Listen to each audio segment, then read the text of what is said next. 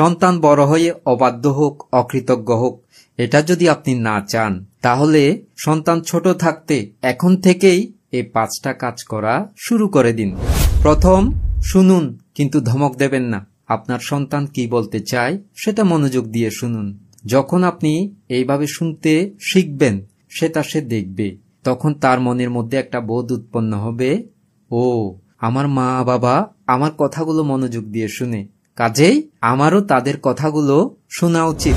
দ্বিতীয়, নিয়ম দিন কিন্তু ভয় নয়।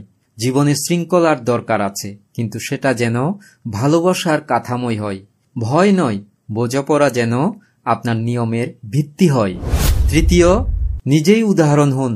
আপনি যদি রাগ নিয়ন্ত্রণ করতে পারেন, তাহলে সন্তানও সেটা শিখে যাবে। আপনি যদি বই পড়েন, সন্তানও বই পড়তে আগ্রহী হবে, কারণ সন্তান দেখে শেখে, শুনে নয়। চতুর্থ, দায়িত্ব দিন কিন্তু অধিকার নয়। তাকে ছোট ছোট কিছু কাজ দিন, এতে সে দায়িত্ববোধ শিখবে, কাজের গুরুত্ব অনুভব করতে পারবে, যেটা তাকে অবাধ্যতা কমাতে সাহায্য করবে। পঞ্চম, ভালো কাজে প্রশংসা করুন। যত ক্ষুদ্রই হোক, সে যদি কোনো একটা ভালো কাজ করে, প্রশংসা করুন। তাকে বলুন, আমি তোমার জন্য গর্বিত।